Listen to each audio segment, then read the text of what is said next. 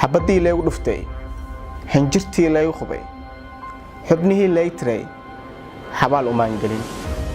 anigu xay baan ahay xidig jir ayaan ahay dadkii xabaday aniga xabaal ayay jiraan dadka xabadina xusul duub ha jarina xabaalaha ayaan la badin xidigaha ayaan la dilin xaakimka yaa السلام عليكم ورحمة الله وبركاته وهذا السلام سومالوين ملك استدونك كجوكتين وولالكينا سدحجيو تاريخ مانتو لواتن تدو أغسطو لوادكن لواتن مانتو أكله ومالين أن سبب صدي إن أنا ويلجر كفريستو مانتو أكله ومالين أن عجيه جواي مانتو أكله ومالين يجي للكل ماضي مخال كان وحن أوتل جله إن أنا نلوذا ودرين كيجا ما دام إكوبيجن تهاي مالين تاني أتكون أوحنون بدنت مخال كان وكدوية هاي مخال ذي هراء عن أسوس سمينة وحن هراء أسوس سمينة لو مخال عن أوشيكينة سيدا وحي جارين سيدا وحي ودعين مخال كان وحي ودوية هاي مخال ذي هراء إن أنا أوهدلو أما أنا إذن درين سيو درين كيجا كأدن لواتن تدو أغسطو لوادكن لويتون وحن هالكان أدي أن أقوم هاد علنيا فملكينا كسكو وحن هالكان أدي أقوم هاد علنيا دمان سومالوين أدون كميل كستا أي كجوان وحن كلو هالكان أدي أن أقوم هاد علنيا سيدو كله ولالكي عبد الله حاجو إيو أرمهنا إيو ولالكي حسين بابا أو مركز تبا إقرب تاغن مالين تاس إلى هذا مالين كسيدن بيسي قفالي وسي ديباي لكن الحمد لله ما توحى هاي قف إسبح كرا ما توحنا هاي قف كلجيسا مال أذكره أما قف كلجيسا وحقب سنكره مخال كان وحنا أوتل جلي إن أنا نلو داو درين كيجا سهرة إنك شايبه مخال ده هراء وحتى كاركتين إن أنا أدي أدولي بات سنة أو مروج بدني هسي مرك إن شاء الله مخال كان وحنا أوتل جلي إن أنا إنكم هاد عليه دمانتينا أما أديجا حتى يداونا وحن تاريخي هراء أما 27 أغسطس هراء أسعودوين هاي تعودوا وقتهن أما هراء أنا أول شيء وحن أدي wareersanayaan ku dhahay ama aan taariikhdeeda hore aan ku sheegay inaan ku wareersanahay ama in aan ogeyn sababta ii dilay ama qofka ii dilay asli dhaawacay ilaa hadda waxaan ku fikiri jiray yaa ku dhaawacay yaa ku dilay sabab meeshii lagu beegsaday marka waa seexan waay marmar xitaa waxaa dhici jirtay aan ku soo kaco hay dilina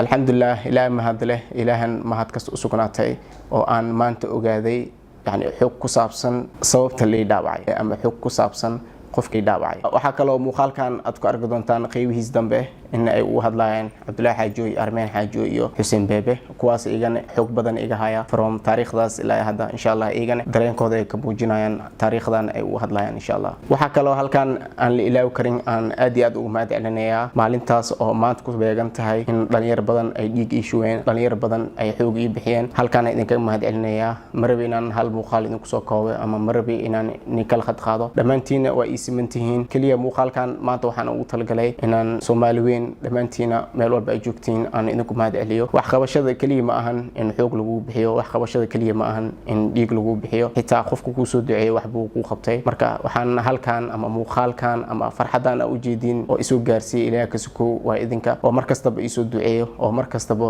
i dhiirigeliya oo markastaba i taageera wixii xun ay reeba dhamaantiina ma aqaan waxaan idinkaga mahad celiyo dhamaantiina madaxad i saarantiin sidoo kale waxa halkan ugu duceynayna dhamaan inta xanuunsan khaasatan kuwa ana ila mid ah insha Allah waxaan Ilaahay idinkaga baryaa inuu Ilaahay idin caafiyo in Ilaahay niid idin dhiso shal hadaad ogeedeen inaan aad iyo aad u xanuunsanahay ama aad u daranahay caafimaadku waa kiskis hadana alxamdulillah heerkan aan joogaa marka insha Allah noloshu waa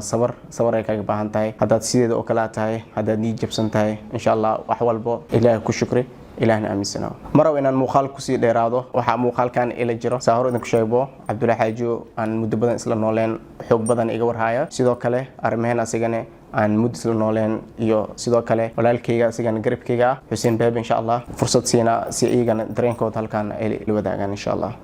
السلام عليكم ورحمة الله وبركاته. Soomaaliyeed meel walba joogtaan way salaamantiin salaan kadib walaalkiina Abdullahi Xaajo maanta oo kale 27ka bisha August 2012 sida aad wada socotaan ama qaarkiina aad ogtihiin waxa la dhaawacay Asad taariikhdaas ilaa maanta waxa u dhaxaysa 8 sano in sababta Asad loo dhaawacayna labadii documentary uu dambeeyay aan idin la wadaagnay ma ogeen sababta Asad loo dhaawacay laakiin documentary-gan wuxuu ugu duwan yahay kuwii hore waxaan ogaanay xog ku saabsan Asad murugo badan kadib iyo waqti badan insha Allah maanta maanta ma rabno inaan murugo idinla qaybsano alxamdulilah maalintaas ilaa hadda waxaan ahay qofkii asad garab taagnaa asad waxyaabo badan uu soo maray oo aan inta lagu koobi karin marka walaalayaal idinkan waa ku mahadsantihiin ducada aad usoo duceyseen wiilka walaalkayga garab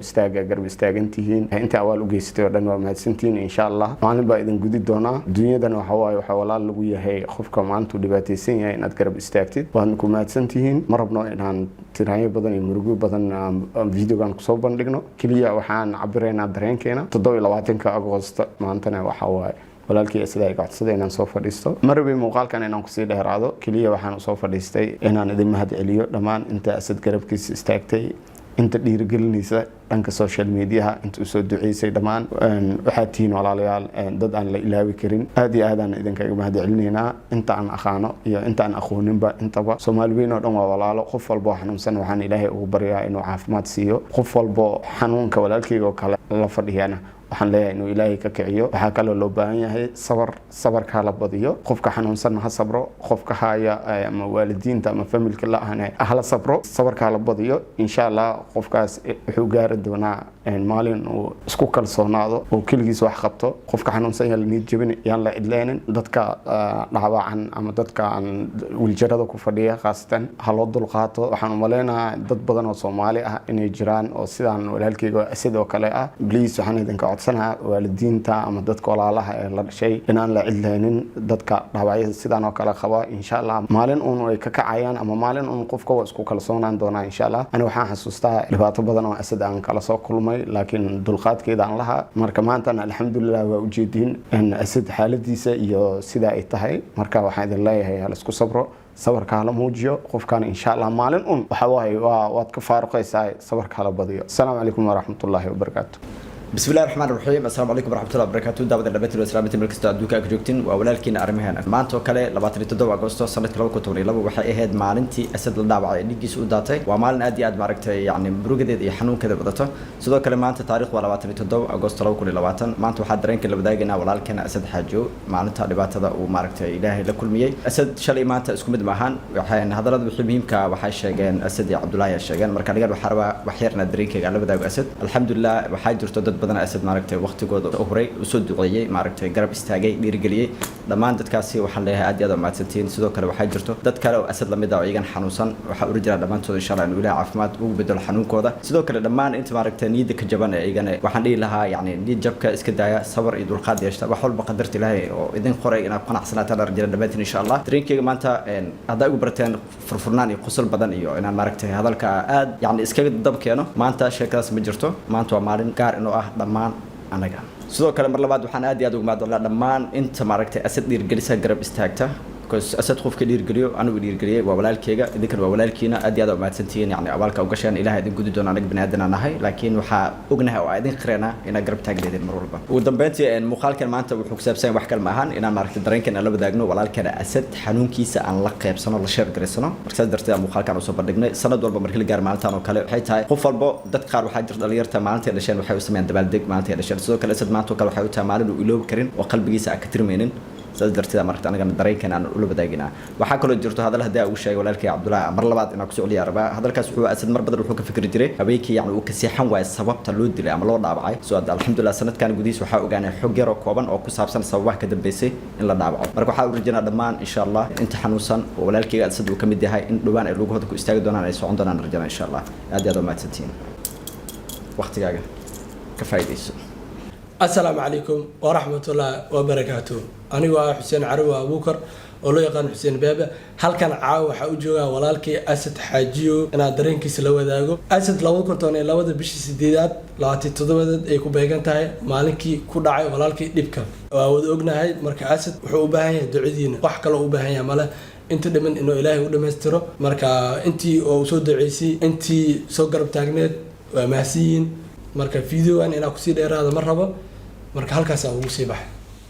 sidoo kale kaliya Cabdullaahi Armeen iyo Xuseen maahan waxaan aad iyo aad u jeclaan lahaa anagoo wada joognaa inaad dareenka ila qayb qaadataan laakiin waxaan rajaynayaa inaad dhanka commentiga aad igu soo duceysaan insha Allah taala waxaan kaloo mar labaad iyo mar saddexaad halkan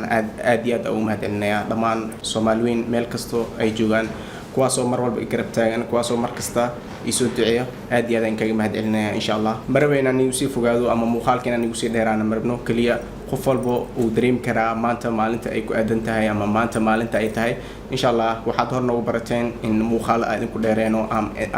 ama aan idinkaga sheekeeno historigayga ama taariikhdayda sida waxay u dhaceen ama sida waxay u gaareen insha Allah muuqaalkan wuxuu u duwan yahay kaliya mahadcelin aan u mahadcelinayno dhammaan ummadda Soomaaliyeed meel kasta ay joogaan insha Allah taala intaas aan rabnay inaan nil wadaagno. Assalaamu calaykum wa rahmatullaahi wa barakaatuh.